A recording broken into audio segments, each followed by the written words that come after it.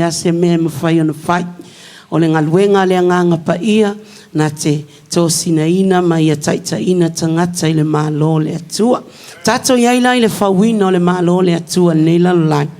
Tā ua nei ma tā upu o loo. Whaasoloina i lona vaenga whale la whauma atu. E uiana amata le fiafi vaenga lima. Ale se whauma atu vaenga whale fiafi nei. O nei le uma le asa, i le tae o le sa.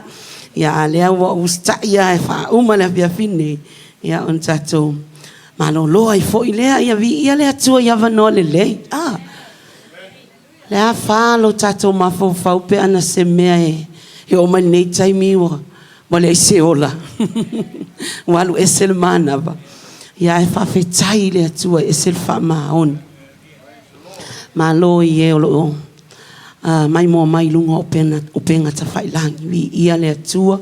Nai wofo inin mai la tau o lo lango suom whaun tatou malanga mai Samoa nei vai tau le sa tatou whailoa ila sa ia vi ia lava lea tua. Whaftai lau talo moltina ia Susana ia le ngata foi lea ia o nisi o loo mana o mia pea le talo Faaauauina o le whamalo longa lea tua ia vi ia lea li.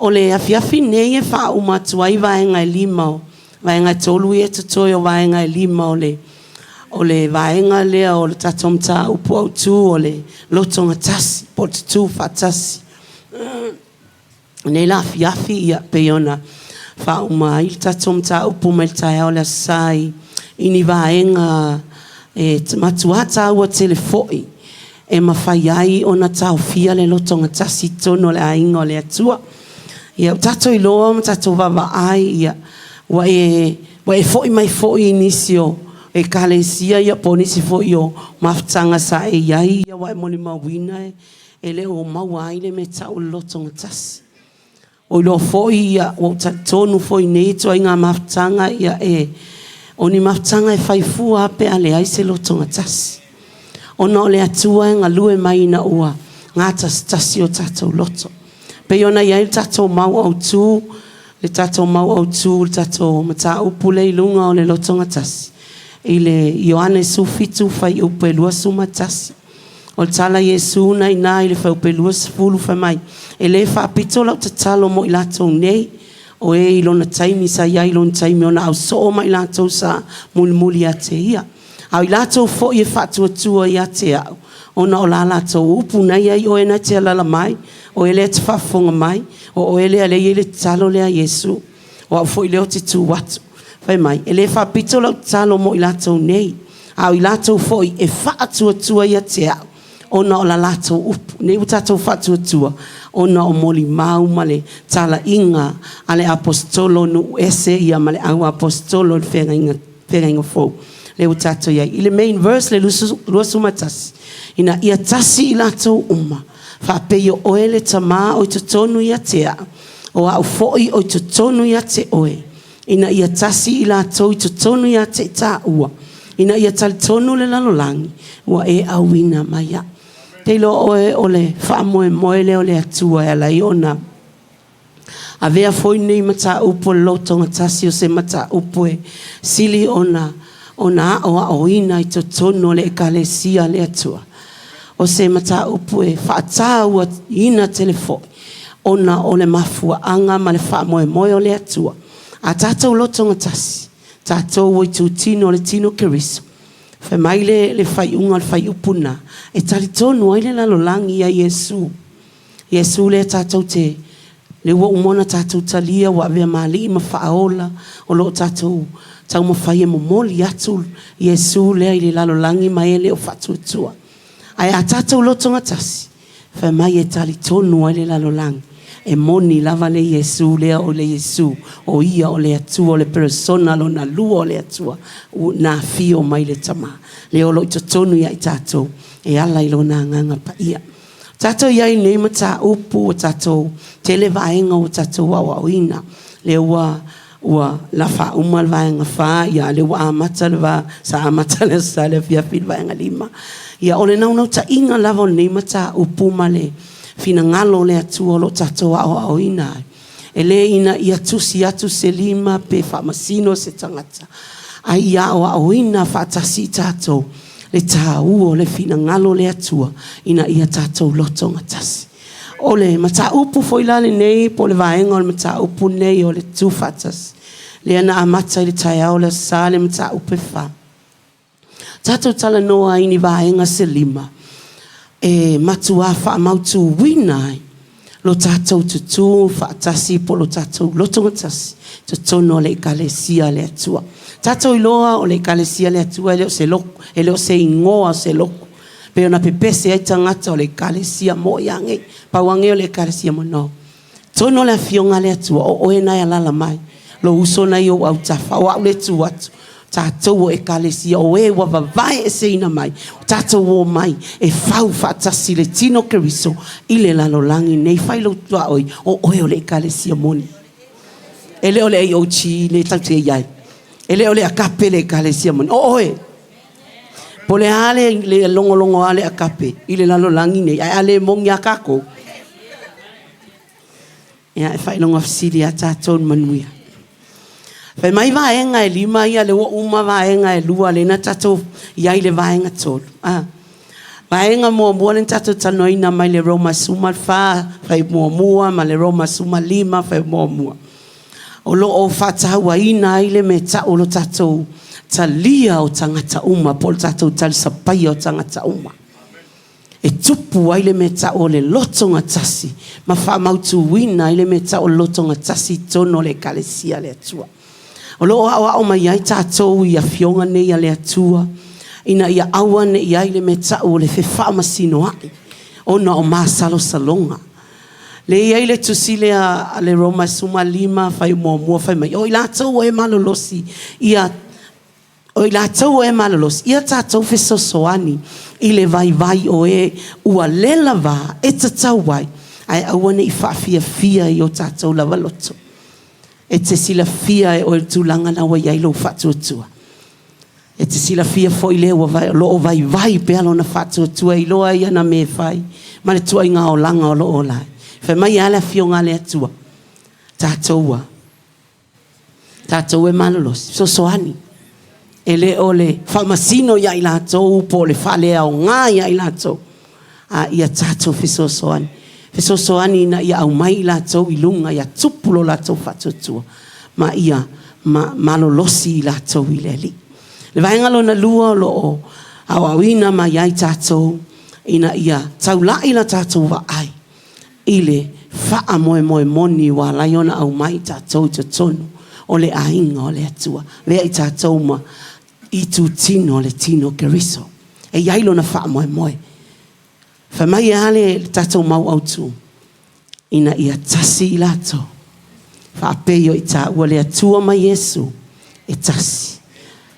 Ia i loa ai e le lalolang. E tali tonu ai fo i le lalolang. E monia o Yesu o ia lava o le atua. Le na fio mai e whaola i ta ua. I le vaenga lona tonu. E o tatou iai. Ina ia tu mau ai pea lo tātou Loto Gatasi to tono le kalesia le atua. O le vaenga le ia. Wa whainga ina whapea. Ia e loa whafoe lo lau whaiwa. Control your tongue. I control my tongue. Ia o i loa whafoe lo lau whaiwa. Ia o i loa tautala. Ia e loa foe. Mai sila fia. Whafoe. Control your tongue.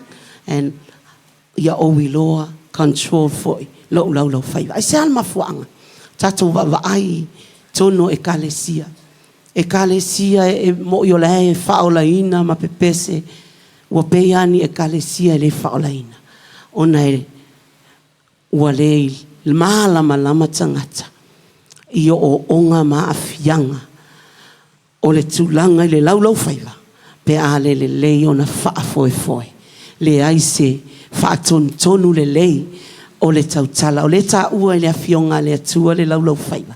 Pesea i o le laulau whaiva e mawhai ai ona whaaleo mai upu. Wa le aise laulau whaiva ia ua ngungu whaasolo ato a tatou e le ini upu te mawhai ona whaaleo ina mai. Ai pei o le tulanga leo lo o a ngai ai le afionga le atua. O lo o matua whamamafa mai mo I tātou. Ina ia tātou whaitete. Whaitete. O leo tātou vaai I le vaenga lon tolu nei mai le mātai o suma lua. Whai upe tolu suma le ono ma tolu suma fitu. Yesu nai whetalai nā. Whai mai Yesu ina le mātai o nā. A o te whai atu I ate o tau. O upu whatau wa a umai whai e tangata. La tau te tala tuai le tala I le aso whamasino. Tau suma fitu. A wā o au upu e whamasino in e tau ame tonu ina ai oe. O au upu foi e whaasala ina ai oe. I le Efeso e whaawhai o pelua suma le iwa o loo tau mwhai foi le apostolo Paulo e awa o le kalesia lea. Tātou mana malama I le tele o e kalesia nei mai I le taimi o le au apostolo. Tele o e kalesia e taua I misa. E kaua I misa e le o iai le Loto Gatasi o lātou le langona ai le tāu o le fina ngalo le atua. E ua laio na vala auina e avea matino e tasi le tino ke riso. Le lau o tātou wawa ai fo I le maule ne. Le Efeso e whawhai pelu suma le iwa. Tātou whalongo so o ia. A wha mai le maune, awa ne elu atu se upuleanga I o tau ngutu. Na au le upule le ati ai ai mea ngā. E tupu ai le. Ie whalongo longo iai. O le whi auta ua le amai I le vaenga nei. Ia tātou I loa le ma tātou mana malama. I le tūlanga o le whaafoefoe ina o le laulau whaiva. I le Iakopo e mua lona whai upo e. So e lau tusi. Iakopo mo tolu. Iakopo mta upo e tolu o lona whai upo mua. Se I whangata mai fulu e vāwea tātou. E mana o ale atua ina ia tātou malama atili. Ma ia tātou I loa ona tā ofi. Tā ofi le me tā o le Loto Gatasi. Tā ofi whapewhia. A tātou I loa malama. I le awhionga le atua mo tātou. Wha mai le Iakopo e tolu lon whai upo mo mua o sifulu. O usoe. Awal toa tele o tau e whai maa awa. Ina ua tātou I loa e atili ai o na whasalain o I tātou. Awa o mea tele se ai tātou uma. A le se tasile upu. O le tangata lea ua sa. Tino uma. Whauta. O tātou wa vane whangutu I ngutu o solo whanua. Sus tai mai a te tātou. Liu ai foi o la tatino. Whauta fo. E ui lava ina te tele. Ma whaale lea I matangi te tele. E li iua I le foe uli titi lava I le mea e manao I ai tautai. E whaapea fo I le laulau whaiva. O le mea I titi lea. A ua lafo upu whaasimi. Whaauta o le awhi titi. E muai le vao la au tele. O le laulau whaiva o le awhi lea. O le whaupuenga o ami o le anga. Ua whaapea o na tuina le laulau whaiva I o tātou I tu tino. O lo o le anga ai le tino uma. Ua whaamuina ai le o langa nei uma lava. Ua whaamuina fo I lea mai kena.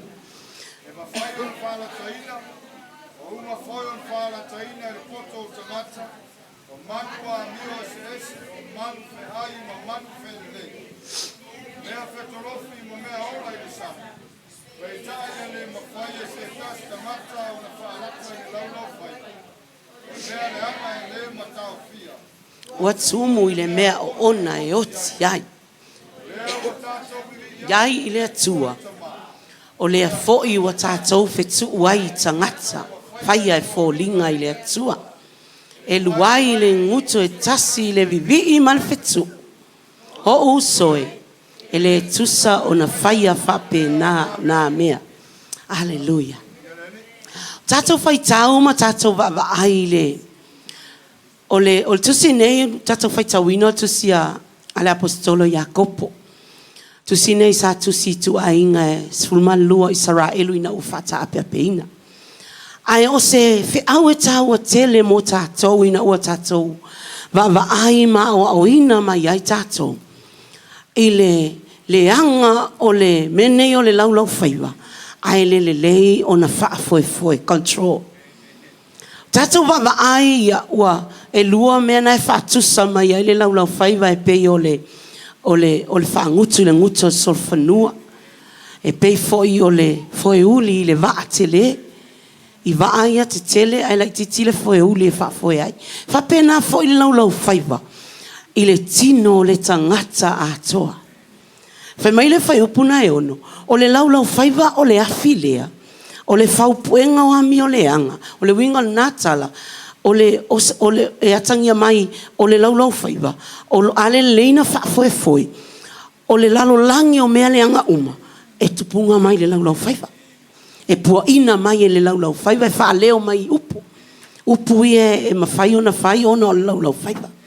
Whai mai, ua tu wina i tu tino. O loo le anga ai le tino uma. Ua whaamuwina lea. Ai le o langa nei, umalawa. Ua whaamuwina fo i lea mai kena. O tātou wawa ai. I le hanga ia o le vaenga lea. Pe a whai tātou te le malama. I le whaafoefoenga o le laulau whaiva. E tusa ma le whina ngalo le atua. O tātou i loa ia o tūtino umana whai e le atua o i tūtino e ao ngā. E le ai asa i tūtino e le ao ngā i tino. E o whoila i le laulau whaiva. A leo tātou wawa ai le awa onga le apostolo ne o Jakopo. Ona o le wawa ai o le apostolo i tūlanga sa iai ia le kalesia le sa iai le apostolo. Wala iona awa o whapene. Ina ia avea ma awa onga tāua. Mo e o le awhai tāua i peifo tātou ni vai tāu. So o le vaenga i titi leo o tātou tino. Le whai mai ai le tusi nei o lau. O mele tau lau whaiva. Pei lava o le whangutu ngutu solfanua ia malfoe uli le wa. A le whai mai le fionga le atua. E o foi mangu so skua i ngā mea ola iana whai le atua. E ma whainga whaalaka. Tato yo iai wa iai sua. Sua iai whafo ia tau te wawa ai. Ua ma whai ona whaalata koloko kaila whi ai. Whai ona whaalata le ona. Ia o manu whi ai uma. Le whai mai le fionga le atua. E ma whai ona whaalata. Ua ma whai. Ona whaalata. I le poto le tangata. Ma le mawhau wha tangata. Ai le whai mai ia Jakopoi. A o le laulau whaiva. Peita ia le mawhai se tangata, o na whaalata laulau whaiva. O le mea leanga e le matao fia. Ua tumu i le mea o ona. E oti ai. E ai tu si ia na tātou wo i le sa. Whai ma whamanu ianga fo i le tātou mata upu le salea. E ai le tu si a...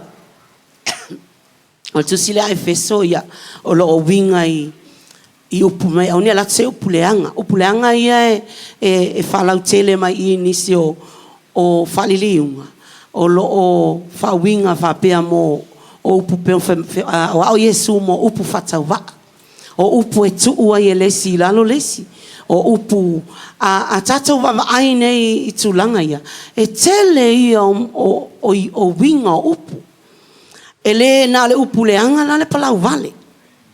I le tulanga le upu Samoa le liwa i ia unwholesome talk. Mo mea o upu e whaatau waa pen whai mai Yesu o upu whaatau waa uma. O upu e le ai sona winga e avea ma mea e tuua i lalo le stangata. E avea ma awala e tau teva i le stangata. E avea ma upu e ti ngā ai le loto le stangata. O upu na, le o ma popo ai mai le fionga le atua. Ina ia awane ia luatu i o tatou mutu. Le o mena la iona, mele wala iona awa o mai le apostolo ni o Jakopo i le anga o le mele lau whaiva whai mai o lo o iai o le whaupu enga o ami o le anga uma. Ia male o mea o ona uma e o ti ai. Le lau whaiva. Ona ale le ona whaafoe pe o le vaenga au tūle nei ia tatou i loa. Whaafoe a tatou upo, tatou lau whaiva. Ia tatou i loa. Tātou o whanau le atua. Tātou ai o tātou o mai le lalo langi. Ia, o le upua, pe o upu sua malia, upu leanga. Pe ia, sa tātou le iloa e matua onga i le fina ngalo le atua e leanga. E le le fina ngalo le atua upu leanga. Ai sa pei sa vea ma mea sua malia i ai tātou i le taimi o le olanga tuai. Pe o upu ane i masani e tātou ia o upu leanga a upu le leia o ngal keimo le afiafi o umale aso la tātou sa unie fai tātou vi inga ma whaftai le atua. Pe ko a tia ilo inga tau tala o upu le leia iloa. Ai o anga inga umale o langa sa iai le taimi o le olanga tuai. O kwa inga skaili a lea sa kako skaili ai. A lea foi tau mwhai e tau mwhai ona whaatea. Ia a whai wa tea, ia praise the Lord. Ia a whai wa tea. Ai ai nei vaenga tā ua e fia o ia se whamatalang. Ona o le tūlanga o upu, ma le mea o ona le olo tā ua i o me oti ai. Pe a le lei, ona whaafoe a tātou, o tātou upu, po tātou lau whaiva. Whai mai le, e tala le, a mose ilan tusile ia e soto e lua sumatolu whai mua. Awa e te si te tala whatufua. Awa foile au whatasi matangata mio leanga. Ne i whai oe ma moli mau pepelo. Moli mau whasawa. O le tala whatufua le i. Mo opu. False report. Po o tala se seo ni tala le sao. Tala le aisona whamauninga. Lea e tau tala ai ia mose i le whanaunga Israelu. O tula fono ia mai le atua sa tuina ia mose. E a o ai le no ina ia awana i tupu. Awana i tupu. O lo o tato vava ai fo i le tamapoto tupu poto ne o Solomona. Fai mai le fatao to luas fulu fai pe luas sumale iwa. Ua faali upu lilo le ua fea lua i ma fea ave ai. O lea, awane i faa wo ai. Ma le ua whaamanga pea ona lau mutu. Ua whaali upu lilo. Whai mai le NIV i le liunga le NIV whai mai. He who goes about as a gossip reveals secrets. Therefore, do not associate with a gossip. The one who reveals secrets is a gossip. So se kangaka lava, ole me ka ole gossip le fe mai I kangaka fe alua I ma fe ave ai. Fe alua I ma fe ave ai.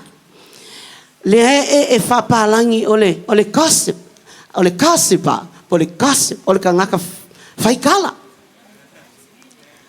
Ole wigol tato wo oi vaenga ne ina ia tato malama. A wale tele o ekalesia. O lo kawa I misa o ngalo whaiva. Ai tā ua tele le fionga le atua mo tātou. Tātou te malama lama ai ma tātou iloa. O le vaenga I titi le nei o tātou tino. Ta tau o na whaafoe le lei. Whaapea o na whaangutu le solfanua. Whaapea o na iai le foe uli o le waa. Whaapea na foe. Ia whaafoe le lei. Le vaenga leo o tātou tino. Tu tino o tātou tino. Whamai le whataoto lea. Ua whaali upu lilo. O lo tau tala I mea lilo a istangata.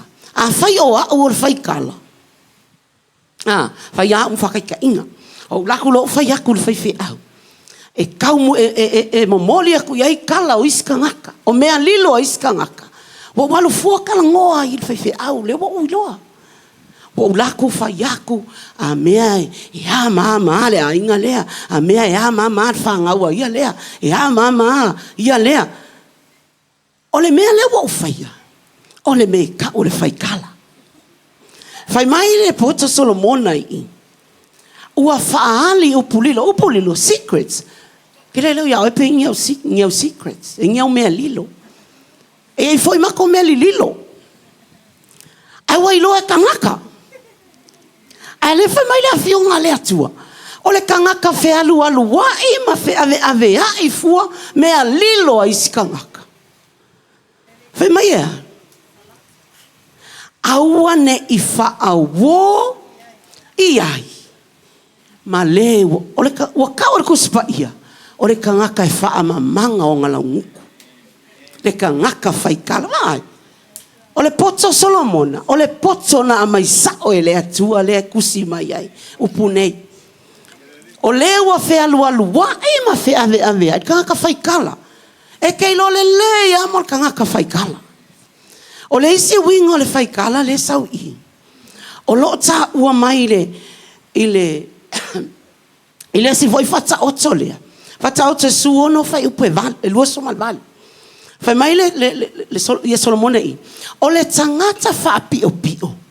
E fa atupuina e ia le misa. Fiangi e kale sia vevesi. O ngori kele o le au pio pio.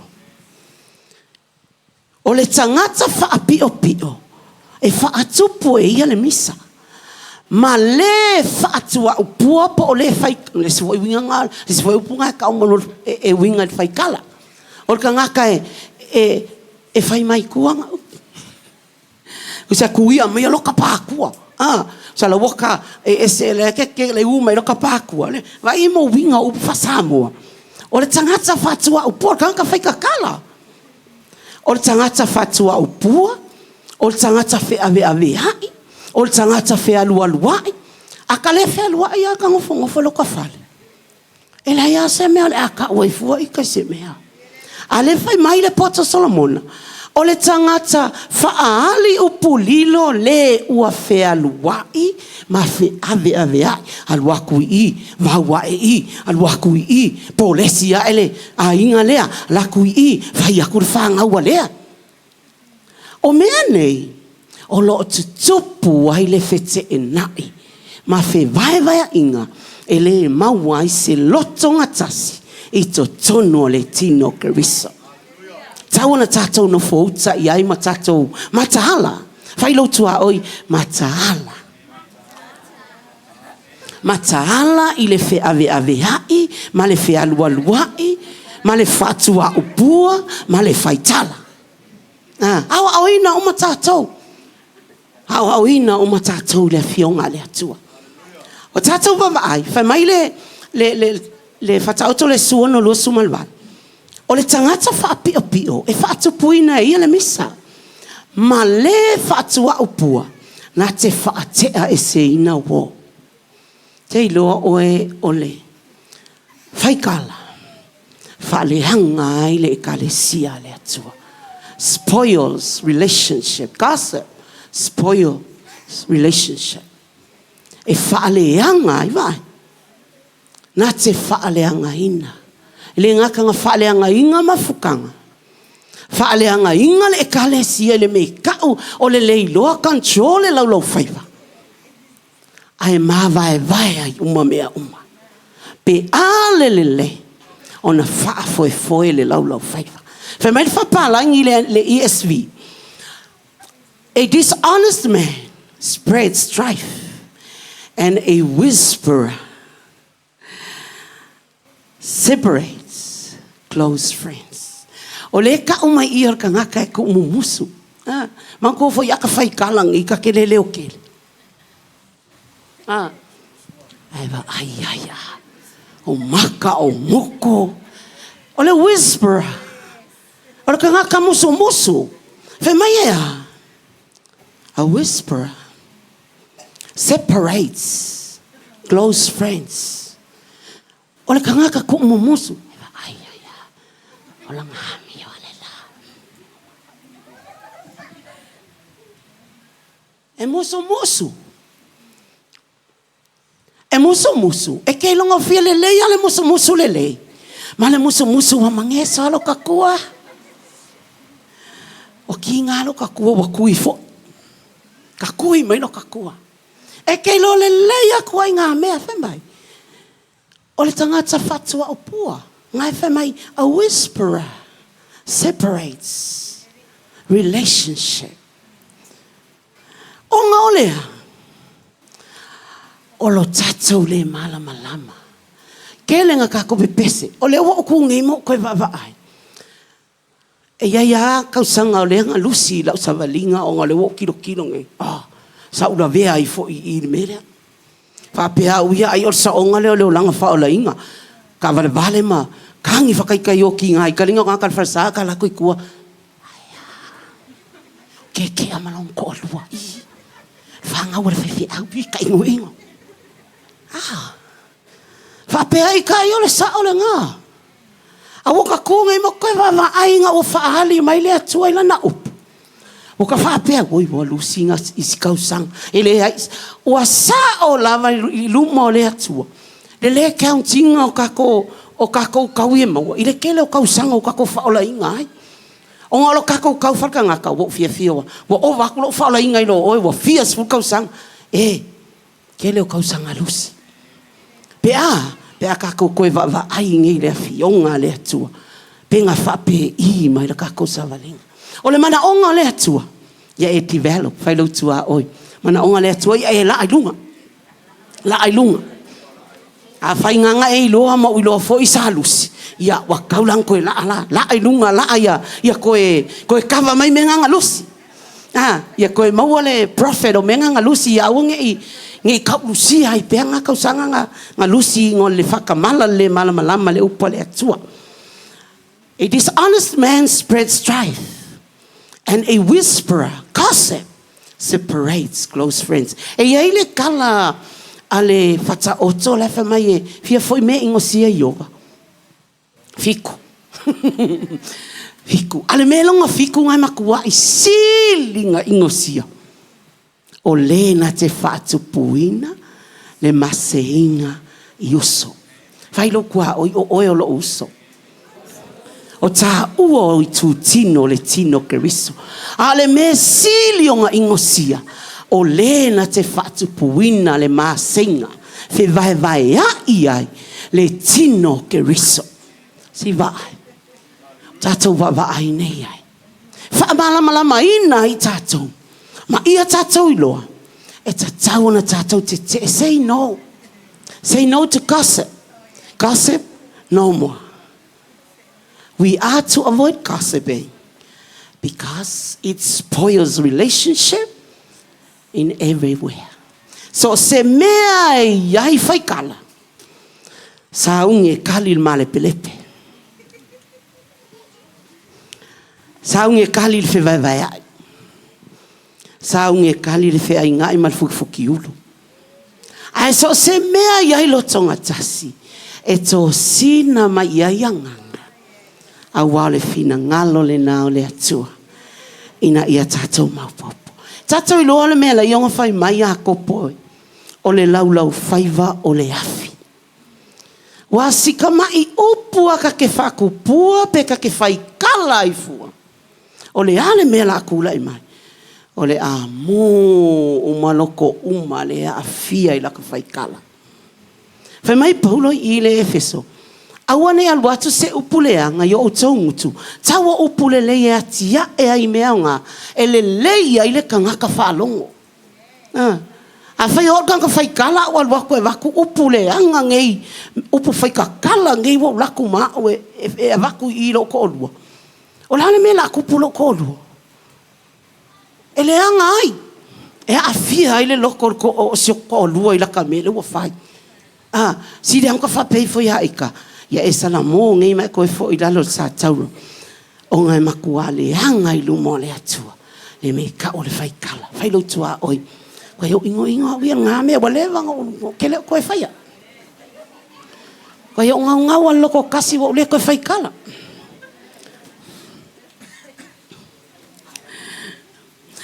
Hallelujah. Ia tātou i loa. Faaauauina i tātou ine i tātou i loa whaafoefoe lo tātou i tūtino nei. Le whamai le apostolo Peteru. O le i tūtino e. O le laulau whaiva o le afi le o le whaupu enga. Ingo o mea le anga umana e whaupu e lunga laulau whaiva. Once e whaaleo mai ai upu le. E peia o le mu o le afi yanga o loko kangaka. Pe a whai o tua i ngā upu ia e pua ina atua upu le. Ma ia tātou whaetete, wa e kele o ka ngaka e fia kalangoa i whaafika uli o isi ka ngaka. Ai mana ia le winga le gossip le sa kusia i. What is gossip? Whamaile dictionary po dictionary a mako mai ngā o.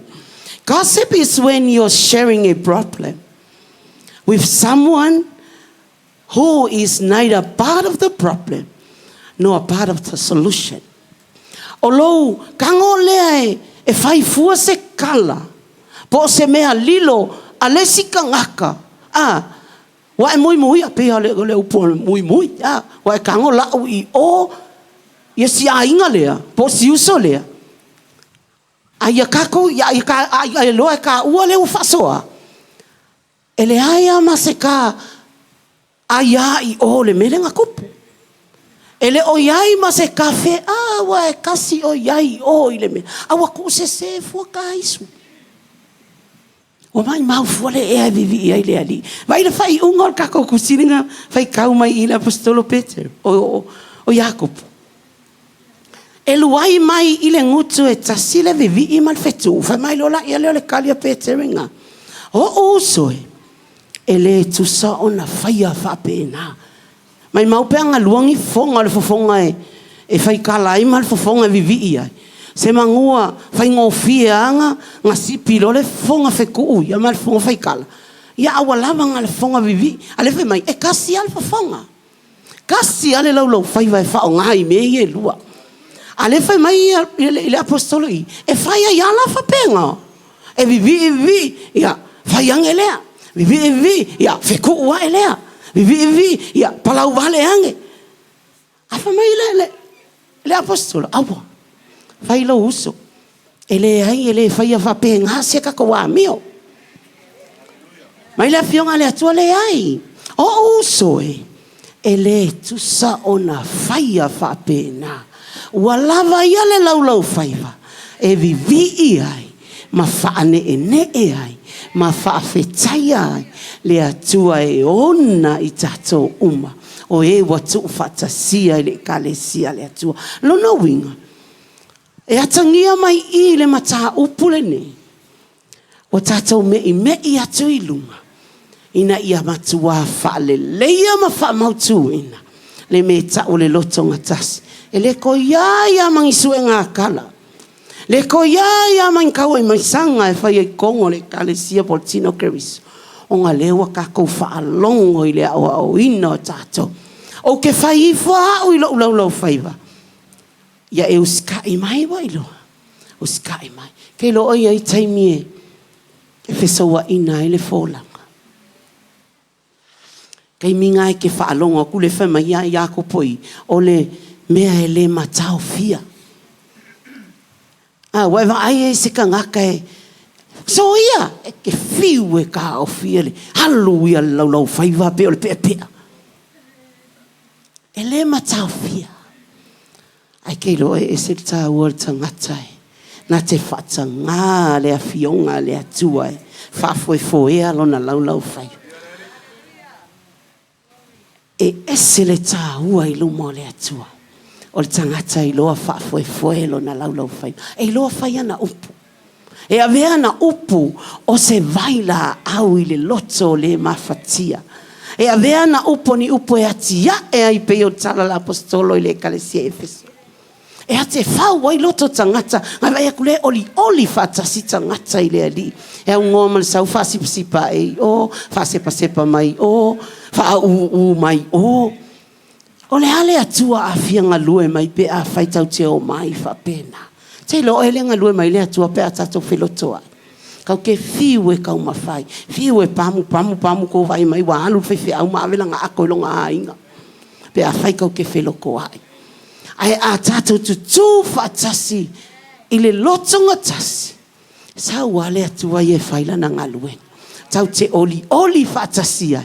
O tātou o whanau wale atua. Le vahenga lona wha. Le kei me umai. Le vahenga lona wha. Whamai le e pero e suma tolu whai upe suma fitu. O le isi vahenga le tau on tātou no fautai ai. Ia tātou ustai tai inga.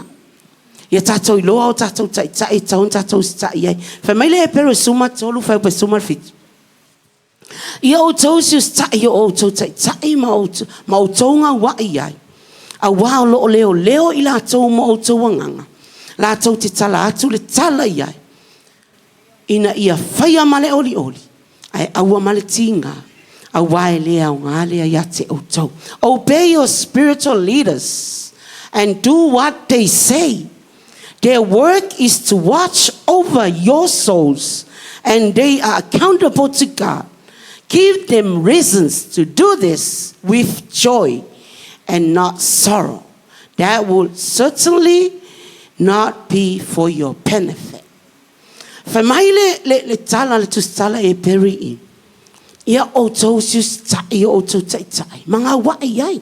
Obey your spiritual leaders and do what they say. Kei loo e se tau o se tai tai ai. Whaatanga lona tai tai. Lea tua.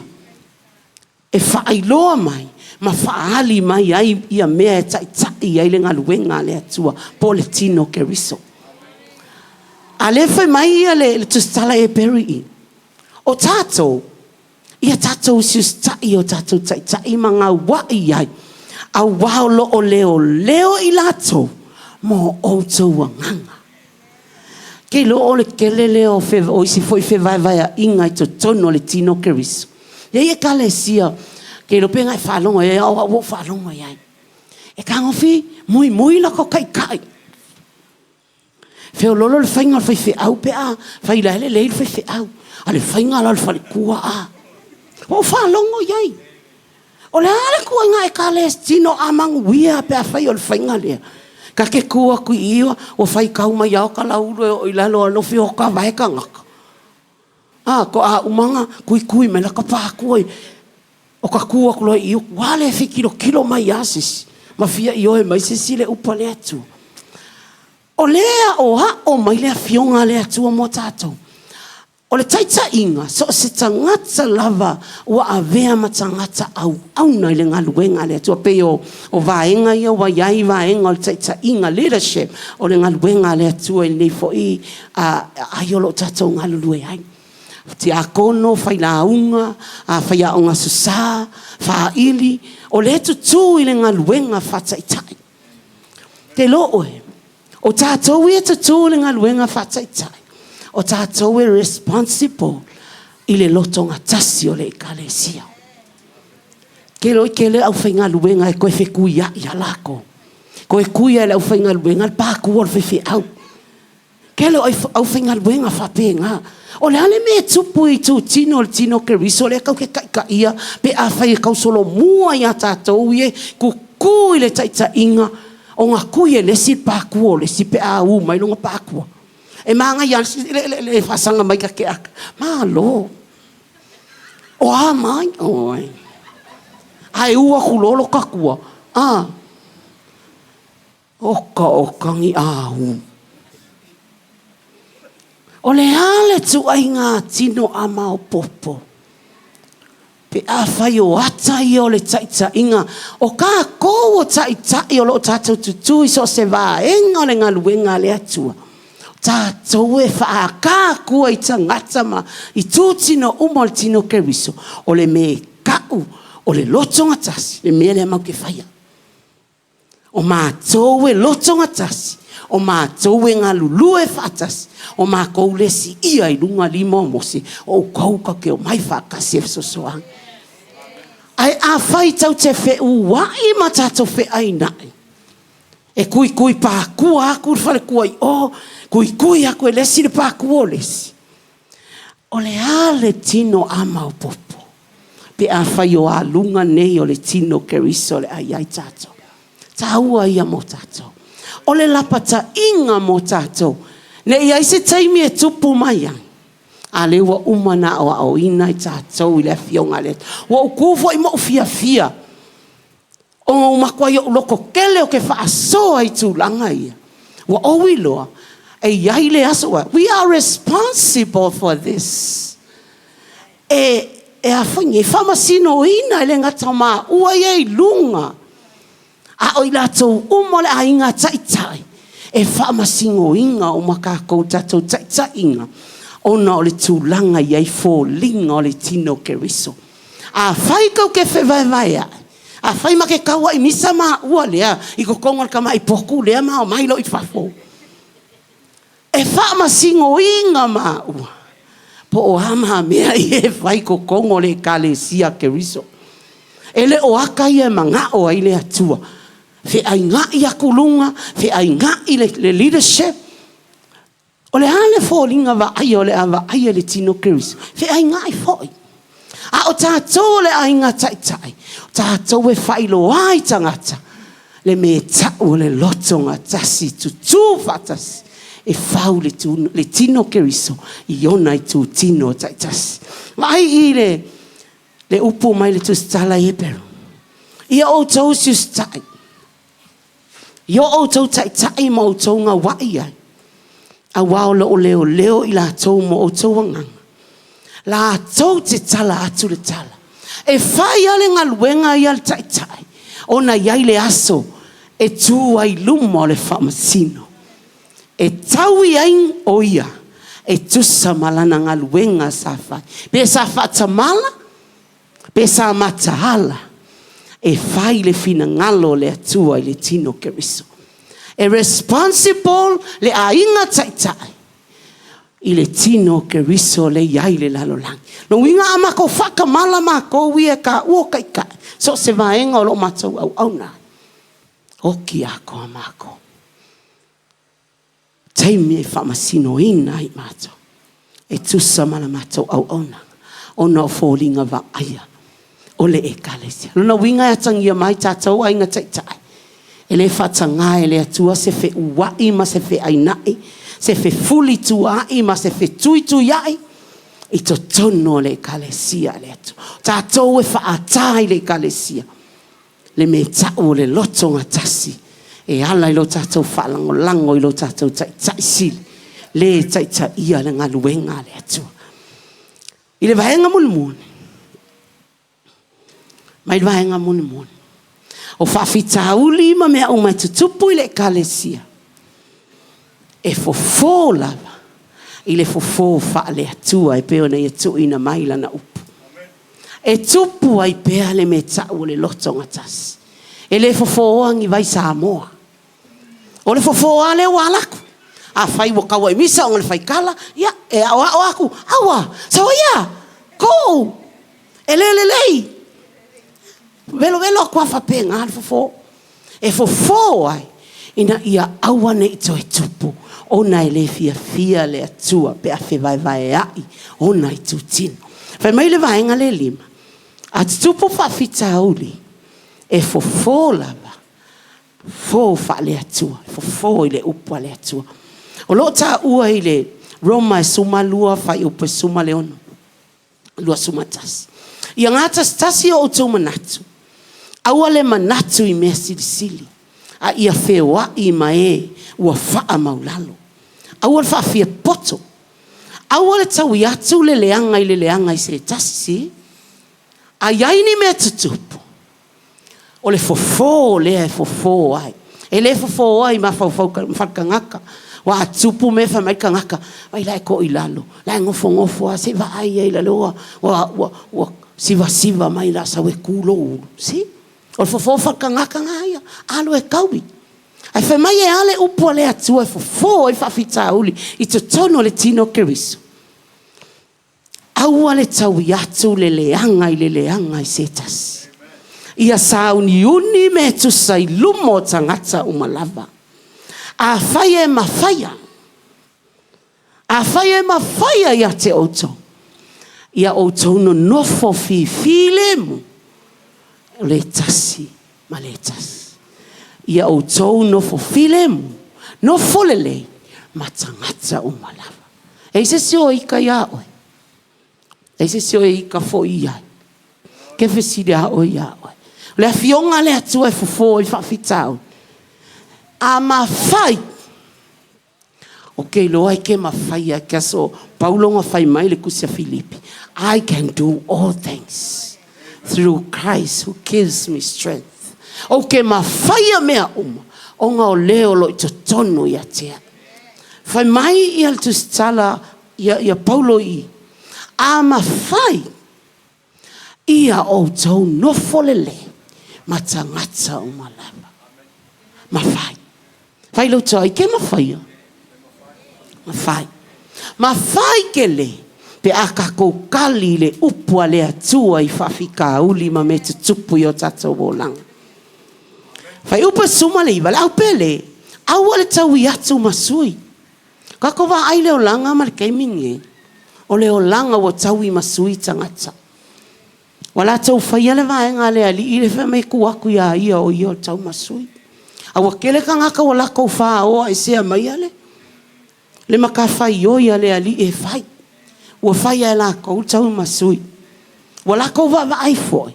E le anga kele le me ka o leu sika i le upua le atua. Ai ka ua mo i ka kou whanau le atua. Aua le tau i atu le anga.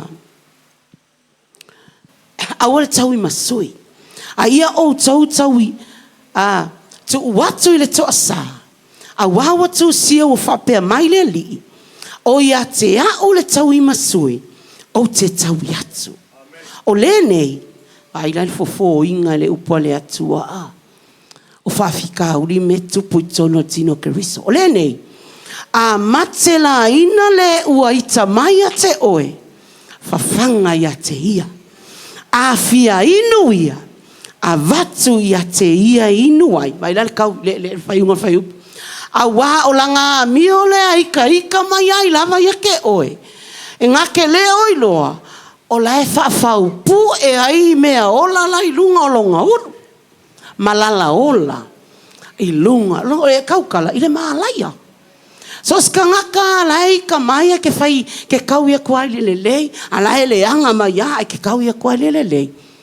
Ngā ke leo i loa, o le tele o lau tau i atu i le lei, o le whaupu e ngā foi ngau malala ola o makua whawhau lai. I lunga le ulo le tangata e whai mai lava le me tau le anga. E anga le anga mai lava. Pe alua whai oe e ke anga le leia. O ngai ke ngau i a Loto Gatasi le whanau mai tu tino le tino ke riso. A o le mea lawa kupo o Yesu o Yesu o Paulo e onga kalaia. Whai mai lai whawhau pu e ai malala ola. O le maa laia lai onga lunga. Mangkua foi, fai mai le poto Solomona, o le wha maua lunga e mua i le maalaia. No inga lai mo e a wha maua lunga. A o maalaia lai mo e mai kua. E kuri mai e maalaia wha maua lunga. Kako wawa ailea, e se le tā hua le upua le atua, pe a tātou whaia. O le mana onga, ma Iakopo, awa nei tau ana tātou whaalongo ai. Kawan kakalango ai, awa ngi whaia. Awana I tau ina ia tātou whaalongo ai. A ia tātou ana e whai. Tau te manuia ai. Ke leo ka ngaka e, wow, maanga ia le upu. Ai maanga ia le upu. Maanga ia mako maka upu. Ai a o fua le olanga. O le mako ale maanga ia. E le ia mase mangongi upu o iai. A le mea le manga o hele atua. Maanga ia le upu. Maanga ia mafua le o langa e fua mai. Onga o le whainga o le upu lea. O tātou malama le pone. Tauan whafue le lei o tātou lau whaifa.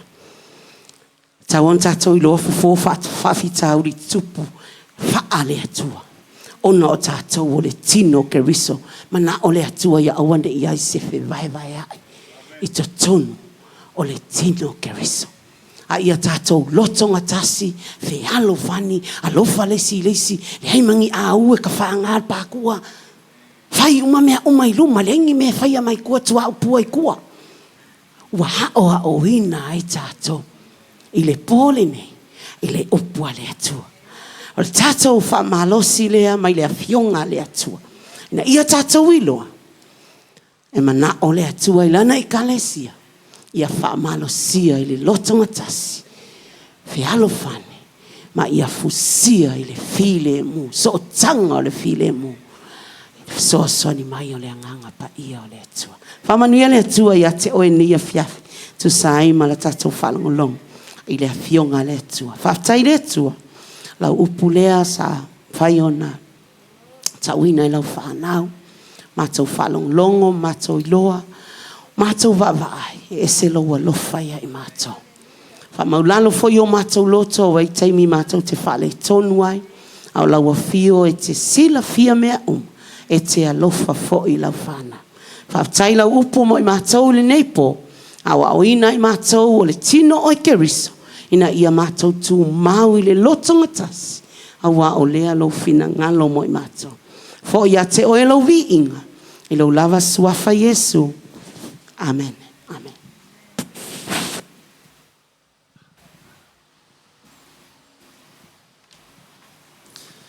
Praise the Lord. Hallelujah. Ia fatalo fo lo chama fai ai o le supopo via mele wa re ka korponge. O le supopo via maru mutalo maru au. Ma winga fai si maforta tu tau maftanga nei poa ma kua I fetau I le mo tanto wanganga. Vi ia le tua awa le wo ulo nei. E le ai se me le na ma popo me nei o ekalesia. Ma popo le laulo fai. E ka ape foi mareanga ime o le laulo fai. Praise the Lord, whaftaia I la tōlo mai mo mai, vi ia le atua. Te loa le lau whalongolongo au ia I neipo. Hallelujah, ua whaafetai le atua wa o wina tātou a ingai. Ne ngata e tātou Samoa o neo tātou paanga o lo mai mo mai. Te loa le telo le vaanga le na kawa ume tātou sirisianga na whai le tolu tausanga tolai o le marsianga o lo whaiva, the power of the tongue. O ira lenga kele o le maule na e whafonga mai na luatu ai ai sa o le leile upo le tua kasi ngei mea o loo te vai tangata ma le lotu o le whea rofani e tangata o le laulau whaiva. Whawhetai ni laulau whaiva le lei ua whaai mai le atua. Whawhetai ua mawhai o tātou pūleo tātou laulau whaiva. Whawhetai o le laulau whaiva. Whai lo tua oi o laulau whaiva le. Ngau vi inga o le atua. Whai ai? Whai. O le sila me mali e la ufala longa nei. E kolo o pese nga maua ngere upo le atua. Alo upo le atua kau le si fai upunga maua o pese o fala kongo manko pese fai mai musu watu. Ilo utaringa. Alo upo le atua ko manko si o pese a. Na wo le upo le atua me le lucio aso ko mankwanga lo fa mangaku mas pese mau fo si o pese. Le sila pese va pea. Te le tau sanga o lo uolang. Te le tau sanga ua mai mau o lo uolang.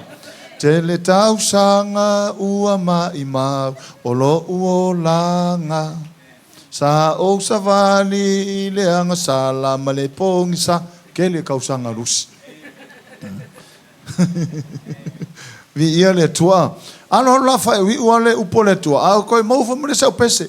O le laulau whaiva, o le pelu mai. Tele au ainga ua masofa. Ke le ilo whailo kua oi, ngā mahu sau mea o ngāngi. Ngā mahu sau pese nge awhi. Praise the Lord. Hallelujah. Ke lore upo le tua. E te ata, e te fia, e te tangi, e a wina o mai foi tātou. E te a uia o te lela u le sona o maua nei pō na upo le tua whawhetai le alii ia ua mawhai on sosa ni mani upo le tua mo i tātou. O wae sa o mawha maoni ni upo le tua o le kama le o laulo whaiva ua ka ape ia uroko. Ai whawhetai le tua wa o wina tātou ahinga ma tātou wō mapaanga o le makua I mao popo ala o tātou ainga kei mingi eisa o ka kou le mua ingo le lau tau watu e te oi ai sila leo sāne o mai o tātou paanga se ainga le mai a wai o mai malana whanau e lan talan whai mai tau po so le te lori pasta e se mata TV e se lo uno fotonu me le watu le upo le atu alento whafonga umatala to ina matua le na tu I le sosa whai mai amo ia o tau le tau te nofo mata o vai a matou le o mela e ta tau na makua I ingu mali e ta tau le mata o vai ngai lo o tangata lai mata mai screen fo I le la e ta te loa e makua I penge fiki ia tele o tangata le fo o whaftai le atua wa o wina ta tau nei mata op ina ia fai tātou whamanianga I nisi a inga manisi au loto lai fe vai hai fai sile ni au loto mani a kani si fe vai hai e le ase si mea o de lau dau faiva fai lo kwa o de dau faiva de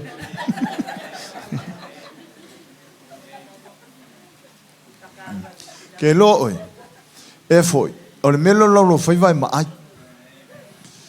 o le tele i o le tala whātau iai ai ona ua umo tātou taimi. Le lau wha umai nā tu le tātou whāso le whewhine i peo le lau sosani atu toi alu ma oina i vaenga ia le o whamana tu.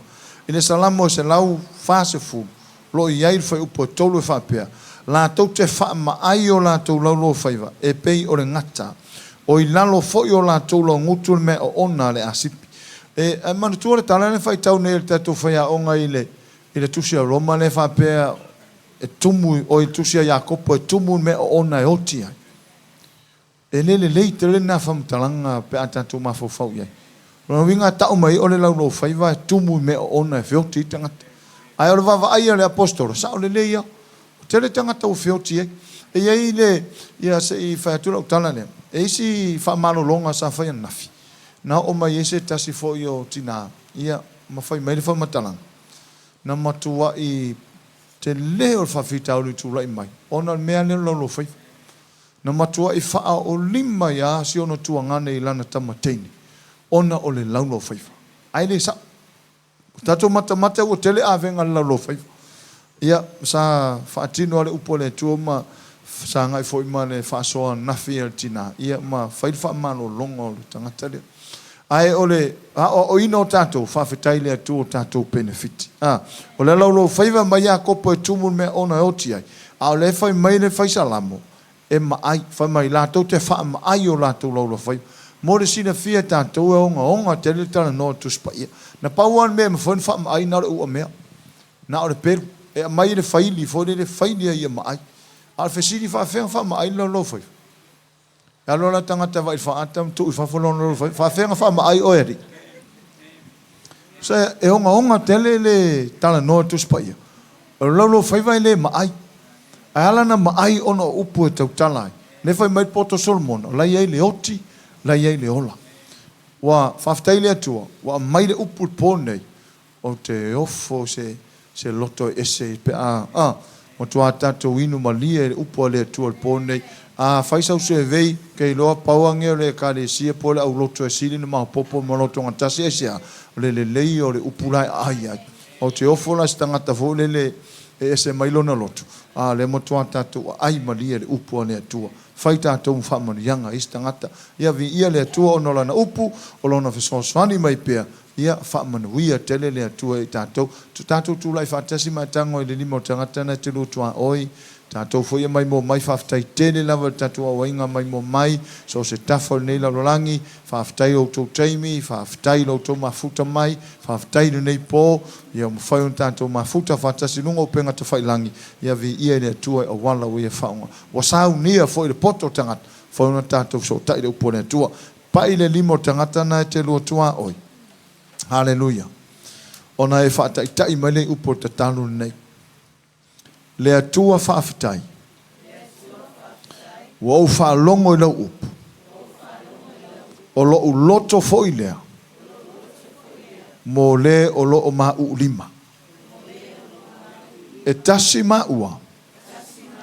Ona oi ke riso Yesu. E le ese i mātou. Ona o lau upu. Whaafitai lau upu. Mo au nei po. Mo lau whanau nei po. Mo i mātou nei po. Vi ia oe tama. E tasi mātou. E peo oe le tama. Male alo.